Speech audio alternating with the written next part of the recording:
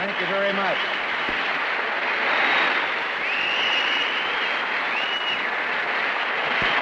Thank you. Thank you. Sit down. Thank you.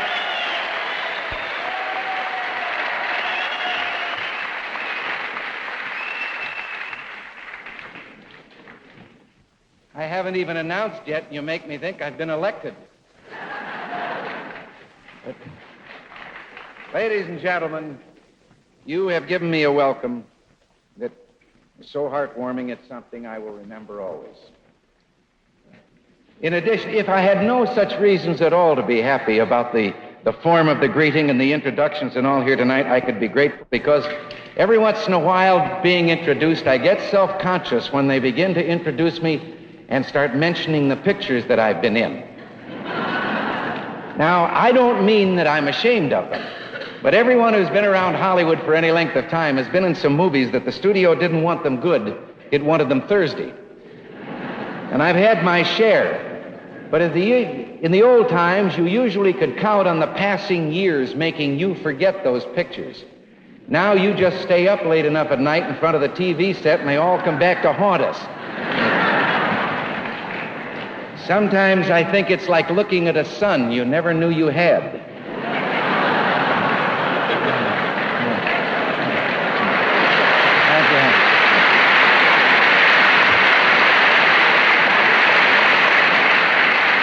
That takes a second, doesn't it? I have a friend in the business who stays up late to look at his old movies just to watch his hairline recede. But you know, I've been protesting the growth of government for a number of years. I've had a concern lest the permanent structure of government becomes so big that it would become beyond the control of Congress and beyond the will of the people. And I have believed that this is a problem that crosses party lines. I've seen an interesting development down through the years. When I first suggested the danger of government control inherent in so many federal handouts, there were people who denied vehemently that any such thing could ever take place. And yet, before too long, the same people were saying, what's wrong with government control? And in the recent days, we've heard representatives in the higher echelons of government ask us, well, are you afraid of your own government? Well, to tell you the truth, I am. And all of us should be.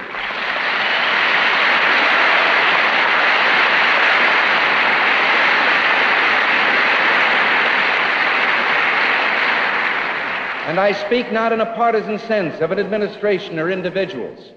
I'm talking of the institution of government. Wasn't this the admonition of the Founding Fathers that government tends to grow, to take on power until freedom eventually is lost? The fact is, and we can't escape it, only government is capable of tyranny. Now, I realize this is a controversial subject, particularly as we approach an election year. But then if you didn't take up things that were controversial, you'd never talk at all. There was a man knocked on a door one day, and a small boy answered, and the man said, son, is your father home? And the boy said, no. He said, is your mother home? And the boy said, no. And finally he said, well, son, I'm your uncle on your father's side. And the kid said, well, I guess you can come in, but I'll tell you right now, you're on the wrong side. In 1772, the Boston Committee of Correspondence proclaimed the right to life, liberty, and property. 2 years later, in Philadelphia, the First Continental Congress declared that Americans were entitled to life, liberty, and property. In June of 1776, the Virginia Bill of Rights asserted that all men were equally free and independent with the means of possessing and the right to possess and acquire property. And 3 weeks later came the Declaration of Independence, a bloody war, victory, and then a new nation which would be based on a Constitution and a Bill of Rights. Life, liberty, and property had become life, liberty, and the pursuit of happiness. And 70 years would go by before England's Lord Acton would comment on the task of these men and what they had accomplished with this document. He would say they had solved two problems which had heretofore baffled the most enlightened nations. They had prodigiously increased the power of the national government and had founded it on the principle of equality without surrendering the security for freedom and property. And it's true. Our Constitution is a contract guaranteeing the most limited and equitable government in the long history of man's relation to man. Now, however, while the national power is prodigious, what has happened to security for freedom and our right to the ownership of the fruit of our toil? The French philosopher Alexis de Tocqueville 100 years ago said the end of freedom comes when the party in power learns it can perpetuate itself through taxation. Well, what does happen to freedom when the executive branch of government can use the money taken from the people in order to coerce the people? A foolish fear? Representative Glenn Andrews introduced an amendment to the poverty program on the floor of Congress. It is almost inconceivable that such an amendment would be required. It is even more inconceivable that the amendment was overwhelmingly repudiated and defeated. It was a simple amendment that would prohibit poverty funds from being used for political purposes. Make no mistake about it. The party in power has legislated into existence a $1.8 billion campaign fund for 1966.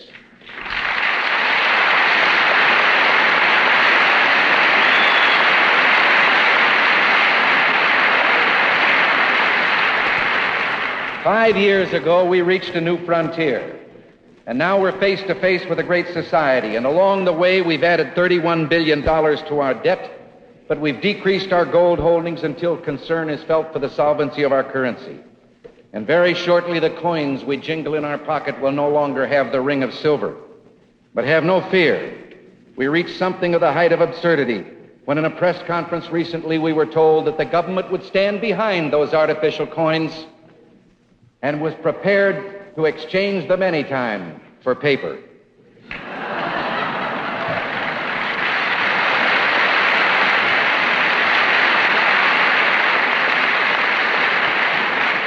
We've discovered that every family with an income of less than $3,000 a year is poverty-stricken. At the same time, we learn that the cost of government prorates out to $3,300 per family. We reach an all-time high in food prices, as every housewife here knows. But the farmer who produces that food receives the lowest percentage of the market basket dollar he's ever received in history.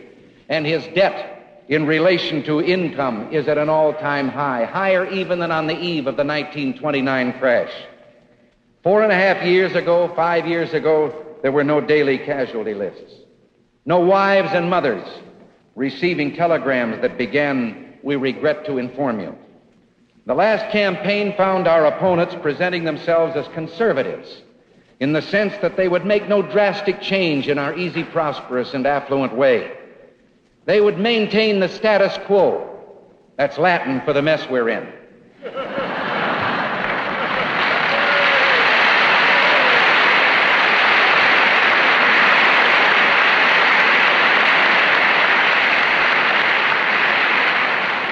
We, on the other hand, were presented as radicals who'd bring about some cataclysmic upheaval. Well, now the wraps are off the great society, and a multitude of messages and legislation has made it plain we're to have the welfare state with an unprecedented federalization of American life. June 30th last, Congress raised the debt limit for the 7th time in 5 years. But our government spends $260 million a day, $10 million more each day than we were spending just a year ago. We're told that we're enjoying an unprecedented prosperity. But 42 government agencies, the government has just informed us, are spending $70 billion a year on public welfare. And serious discussion is given by men in high place in government to the idea that there is no longer any necessity to connect work with income, and that a man simply by being born should be assured of an annual income with no need to work. The ancient Hebrew book, the Talmud, tells us that for a father to fail to teach his son to earn a living is the same as teaching him to steal, for that might be the inevitable result.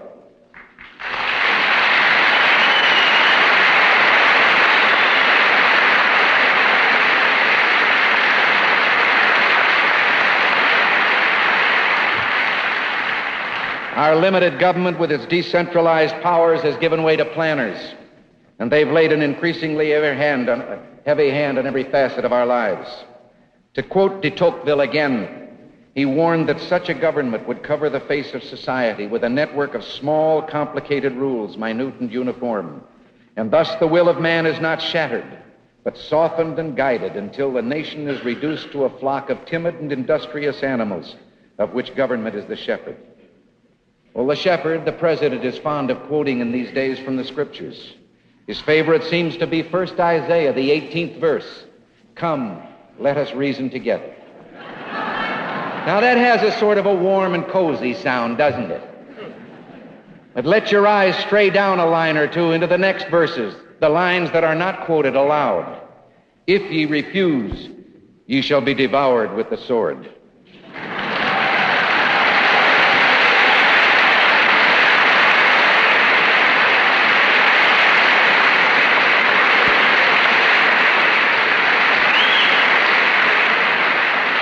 Freedom is very fragile. We've only known a few moments of it in all man's history. And most of those moments have taken place here, in this land, under this constitutional system and under our economic system of free enterprise. But freedom is also indivisible. It isn't spelled with an S. You can't elect to be partly free and partly slave. You're free or you're not free. If we ever decide we need a new Declaration of Independence, I hope we'll keep one line from the old. He has sent hither swarms of officers to harass our people and eat out their substance. Today, for every 10,000 of us, it only takes 12 doctors to keep us well and healthy. It only takes 40 mechanics and oil station attendants for every 10,000 of us to keep our automobiles running. 37 telephone employees to keep the vast network of telephones running in this country. But it takes 130 federal employees for every 10,000 to administer the affairs of state.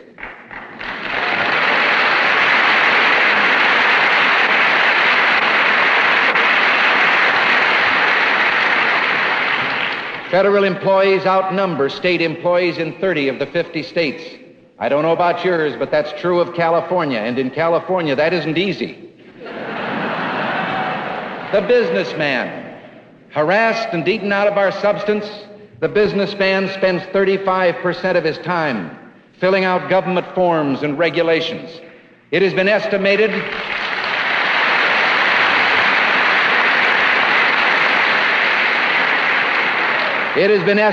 that this government paperwork costs American industry $20 billion a year, which must be added into the price tag. And it costs another $7 billion a year just to handle government's end of that paperwork and to store it, and already it requires 25 million cubic feet. Some time back, to show you how this can happen, there was a little New England town that decided to get in on the surplus food idea. Now, this is a good idea. No one can quarrel with the fact that if we can raise a surplus rather than waste it, it should be distributed to those people who have need. So this little town got in on this and got its share of free federal surplus food. And then they woke up one day and discovered that they were being flooded under a great load of paperwork demanded in connection with this handout. And they discovered finally they'd put on so many new city employees just to handle this that it was cheaper to get out of the program and buy the groceries retail at the corner market.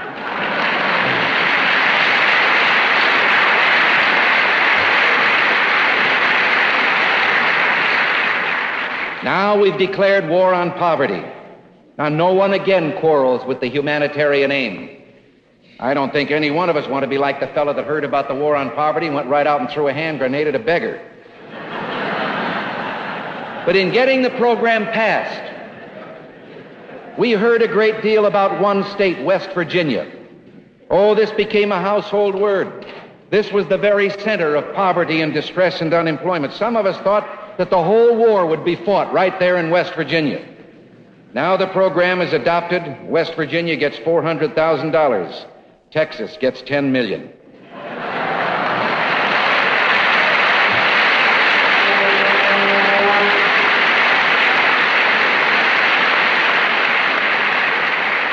We're winning the war, though, at least on one front, on their own bureaucratic home grounds. $19,000 a year is a good salary, and it's a very high rate of pay in government salaries. As a matter of fact, there's only one employee out of 1,000 in the Department of Defense gets $19,000 a year. Only 1 out of 500 in the Department of Agriculture. But in the new poverty program, there's 1 out of 19. Gum Springs, Virginia was awarded $74,000, $54,000 for administrators' salaries, $20,000 for the poor.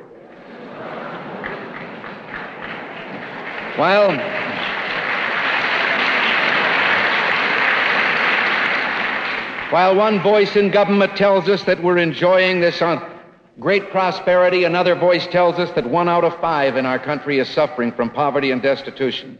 Now, if that figure's true, it shouldn't be too hard to find the people who need the help under this program. Well, in my hometown of Dixon, Illinois, a committee of 10, self-appointed, beholden to no voters, has established itself and asked the government for a $38,000 grant so they can go on a search to find out if there's any poverty there. It breaks down to $10,200 for the chairman and $7,200 each for 2 assistants, and the balance will go for secretaries, mailing, office expense, and travel. In another area, more than 2,000 college graduates have been hired as a part of the program to study the culture of poverty. Now, no one disagrees with the youth portion of that program. The idea that we should salvage, if possible, those young people who, for whatever reason, have failed to fit themselves for the responsibilities of adult life. But we take over a hotel and we install there young ladies who have been lifted from destitute families, and now they're to be trained so they'll be self-reliant and can go out on their own and make a living. But while they're being retrained, they're given maid service so they won't have to make their own beds. And the program prorates out to $7,000 a year for each young lady we're going to help. There are a lot of families in this country raising fine, productive citizens on less than $7,000 a year.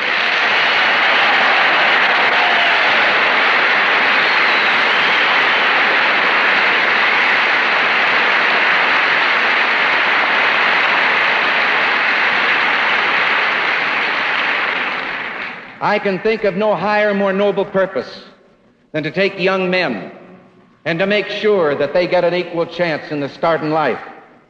But we have such a program now, and we put the young men in camps for retraining, and we pay them a higher rate of pay than we give the young man who puts on a uniform and goes out to defend his country.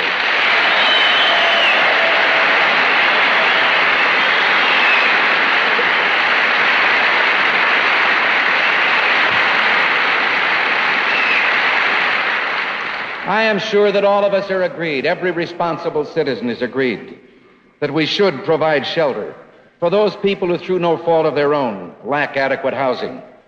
And for some time, the government has provided public housing. But now those who administer the program have expressed concern after almost 3 decades of it. Concern because an entire generation has grown up, raising children. And a second and a third generation now are growing up taking it for granted that this is an acceptable way of life. And there is no incentive for them to improve themselves because to get a raise might destroy their eligibility for continuing to live on a subsidy in the public housing. And yet, never does government accept that it might be responsible with some of its programs for this trend or this tendency. No. Now we're going to have a program subsidizing rents.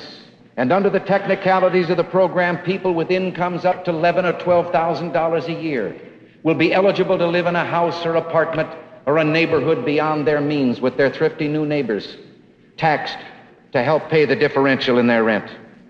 A variety of programs have diluted private property rights so that public interest is anything the planners decide it should be. For generations, we've had traditional laws of eminent domain. We have recognized the occasional need of government to take a citizen's property when there is a clear and present need for that particular piece of property in the public interest. But the citizen had his day in court, first to establish that the government paid a fair price, and second, that the government should be forced to prove that there was a clear and present need. Now, Urban renewal grants the government the right to force the sale of private property for resale by government to other private citizens who can then use that property to make profit. And we have averaged selling urban renewal properties to private citizens for 30% of the investment that we, the taxpayers, have in that property. Again, I say the purpose is noble. The idea of providing decent homes for every American and eliminating slums. But 1 million people have been displaced with a bulldozer and have wound up in new slums paying a higher rent. The law says the displaced must be offered standard housing at rents they can afford in convenient locations. But if standard housing at rents they could afford in convenient locations had been available, they wouldn't have needed an urban renewal program. They'd have moved there on their own.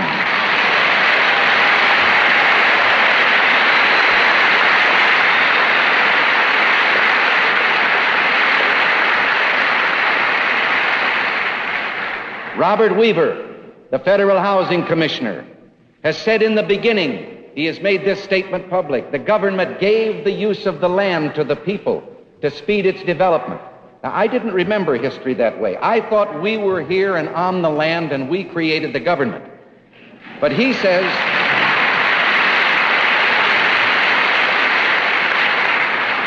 but he has announced now, it is the policy of the government to seek to reclaim complete control of the use of the land. Planes equipped with surveying instruments fly over American farms. They survey from the air accurately to see whether the farmer has violated his planting allotment. And if he has, he's guilty as charged. No day in court. And he's fined, and if he can't pay the fine, the regulations prescribe the government can seize his farm and sell it at auction to enforce the payment of that fine. For 30 years, we've had a farm program. We've spent billions to make the farmer more prosperous and to remove unneeded surplus land from farm production, to reduce the surplus.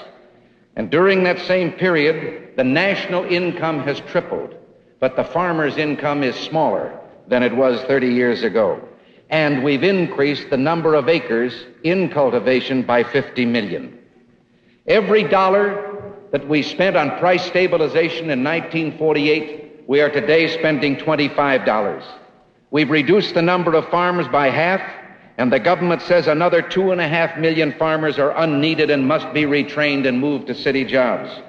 Meanwhile, at the same time, the Appalachian program provides millions of dollars to reclaim marginal land so that the unemployed can be made farmers in that area and add to the present farm surplus. And an ominous question remains unanswered. Who will decide which citizens must leave the land? And how will the decision be made? How also will we explain that the same government that says that we need only 1 million large commercial farms now, that there is no need for the small family farmer, is still the government that tells us with another voice that no farm of over 160 acres can receive water from federal irrigation projects? Somehow one suspects that government, in all of its involvement in the farm program, will turn out to be something less than a jolly green giant. Meanwhile, the network of rules grows more minute and more uniform, as de Tocqueville warned. Down on the Mason-Dixon line, on a highway that is used by Northerners taking vacations in the South, there's an oil station. Very enterprising fellow running it. A little triangle of ground, between the sidewalk and the driveway that so often is covered with gravel or paved over. He planted a few cotton bushes there. Now when a tourist stops in from the north, he picks a cotton boll off the bush right there in front of them and hands it to them as a souvenir of their trip to the South. He's just been fined by the federal government for planting cotton without an allotment. The post office, just recently the post office was exposed as having for the last couple of years taken mail, letters addressed to citizens, from the mail and turning them over to the Internal Revenue Service if those citizens were behind or delinquent in the paying of their income tax. And now we learn that Washington is going to subsidize art and literature. The plan calls for 2 czars with millions of dollars, which they will apportion on the basis of what they consider is meaningful in art and literature. Well, now, if they follow the pattern of some of the government-sponsored scientific research programs, there is reason for concern. Now, I'm not a scientist, but I sometimes have a suspicion that the government is subsidizing just plain intellectual curiosity when I see thousands of dollars spent on research in philology and faunal affinities of fossil bryozoa in the Middle Ordovician through Silurian. Now, the only thing I understand in that is that phrase, in the middle. There I know who they're talking about.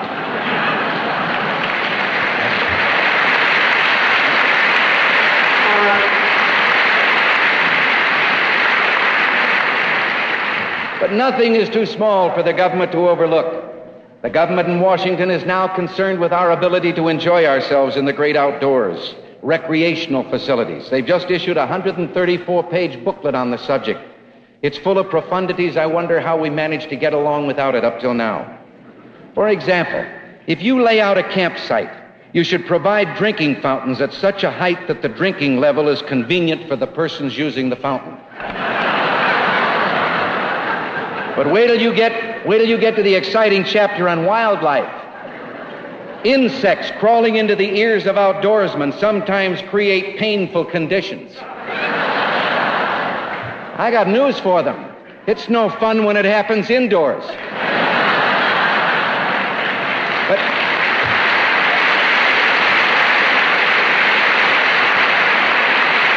wait a minute. That isn't all they have to say about wildlife. If your recreational area has a bathhouse intended for the use of both men and women, it should be divided into two parts by a tight partition. Now you know we'd have never thought of that one by ourselves.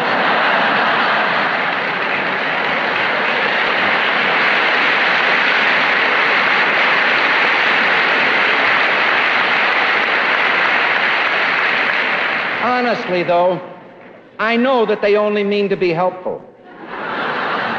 I know that it's really human nature and they're motivated by the most humanitarian of idealism. It's just natural for them to see the problems and see the immediate problem and to suggest, oh, if we had a little more money, a little more power, what we could do for the people. Now, in an atmosphere of emergency and excessive zeal for our welfare, the federal government proposes to invade an area, the traditional province of the local community and state, the finest public school system in all the world, with no real determination yet that the federal government is the best manager of our educational affairs.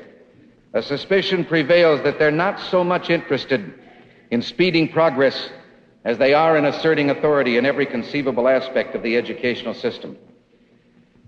An educational system that has worked very well and has been responsive to parental opinion. But Washington insists that it only wants to help solve the financial problems attendant on our rapid growth. Well, problems there are, particularly because the federal government in recent years has dried up so many sources of local revenue by usurping those sources for its own tax policies.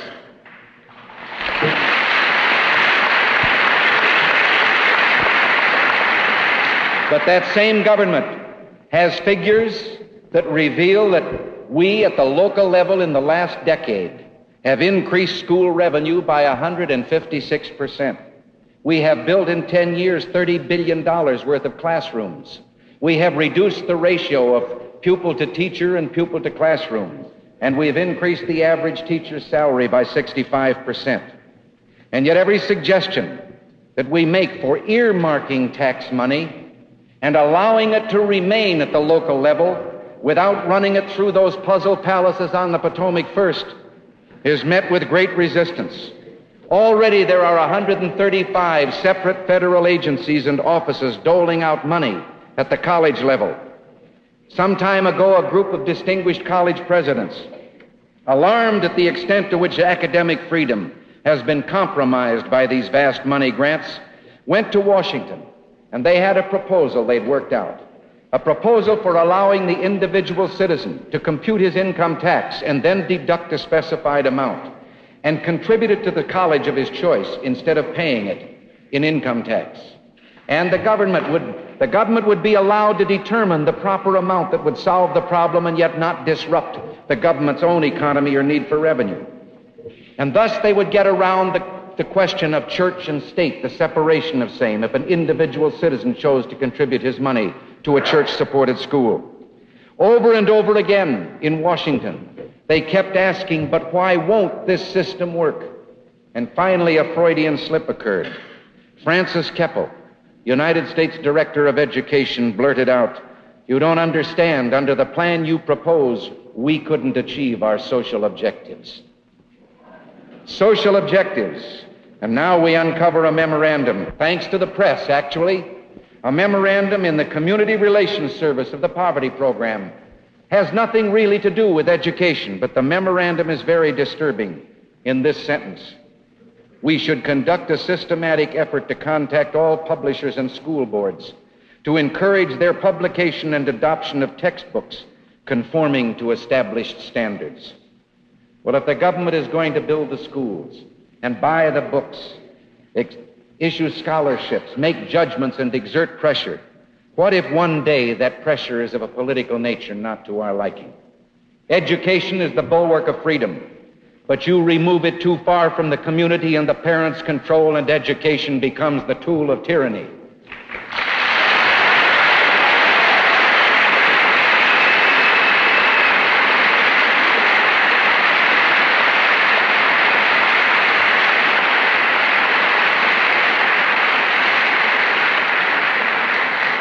Already here and there in our land, there are too many students that are studying from textbooks that devote a chapter to public welfare and not one line to Patrick Henry.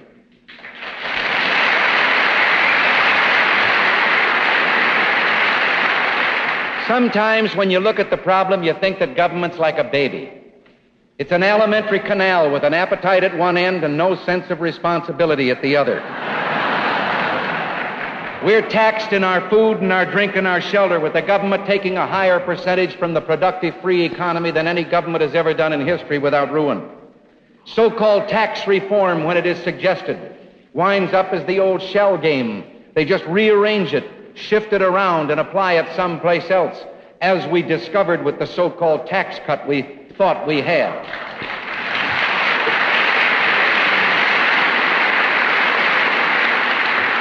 Our tax policy today is based on the idea that we're robbing Peter to pay Paul. Well, we'd better take another look. We're robbing Paul to pay Paul, and we're all named Paul. Peter went bankrupt a long time ago.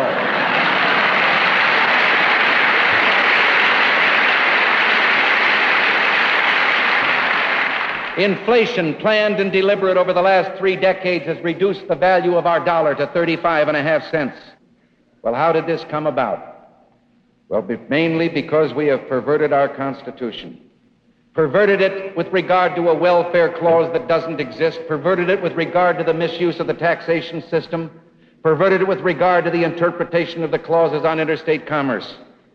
And we've done it under such high-sounding phrases as the greatest good for the greatest number, or one man, one vote, forgetting that majority rule becomes mob rule unless there is a set of ground rules protecting the individual.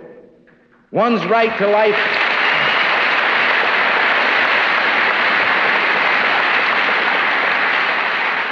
One's right to life, to liberty, to the freedom of worship, to speak, to assemble, in short, our God-given unalienable rights, may not be submitted to a vote.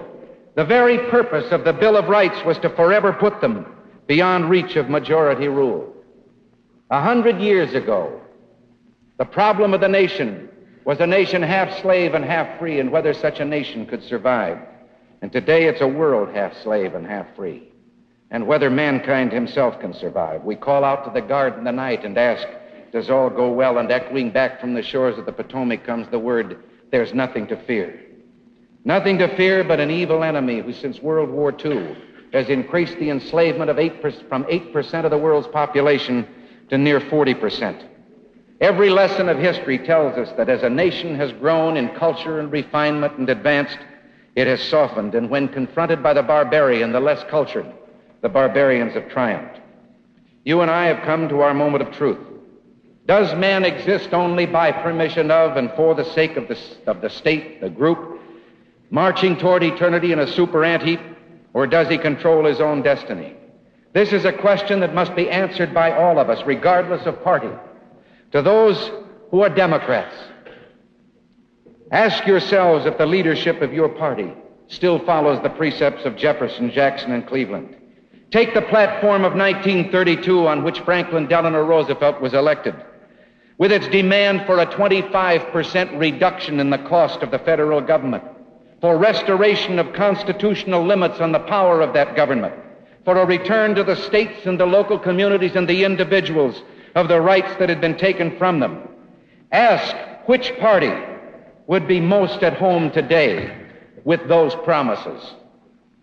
I know that the bond of party loyalty is very strong. I was a Democrat most of my life.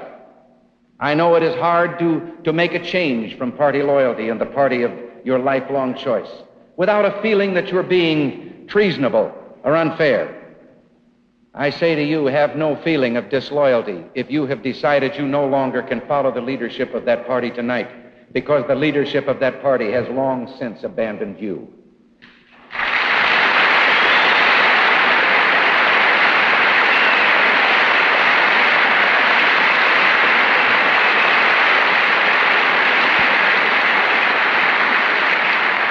And now to those of us of another party, to those who are Republicans. Today, the Republican Party is the vehicle we must use as the party of opposition. Opposition to the misguided leadership at home and opposition to all the evil abroad that threatens the dignity and freedom of man in every land. And it's an awesome responsibility. And you and I, who are Republicans, cannot meet it with a splintered party. For too long, we have been Republicans complete with descriptive adjectives and hyphens before the word Republican. Moderate Republicans, liberal Republicans, conservative Republicans, whatever label we chose. The truth is we've been sucker Republicans.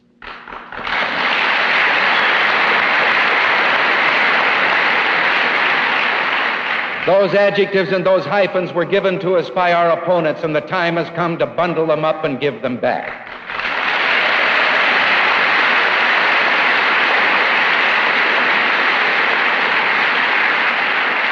If you have to hang on to the hyphen, just be a good or a Republican.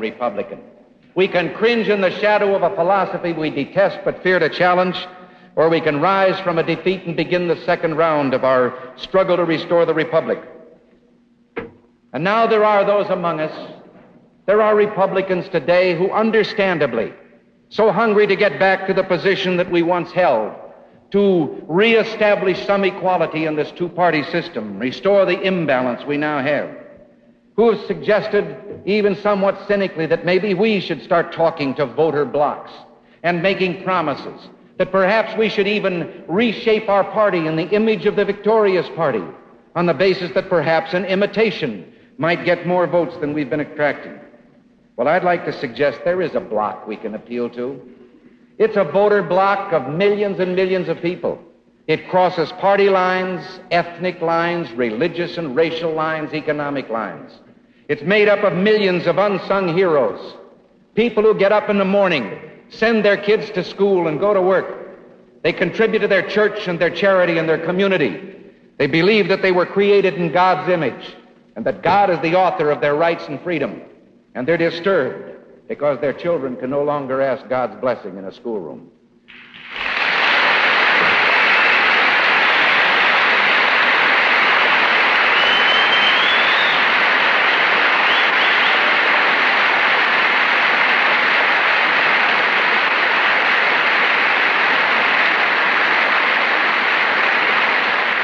I say to you, that block of voters can be ours. Not if we come to them with any imitation or ersatz program, but only if we're willing to stand on principle. Yes, let's be willing to tell them that we too want to solve and will solve, as to the best of our ability, the problems of poverty and hunger and health and old age and unemployment. But we believe we can do that without resorting to undue compulsion and fiscal irresponsibility. That we believe we can put a floor beneath which no American will be asked to live in degradation, but at the same time we will not erect a ceiling above which no citizen can fly without being penalized for his initiative and his effort.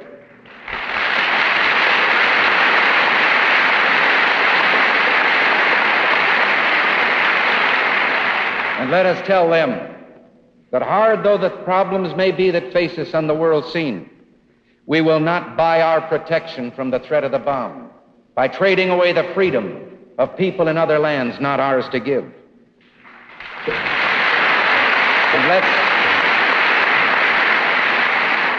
And let's tell them that if their sons are going to be asked to fight and die for their country, at the same time they'll be allowed to win.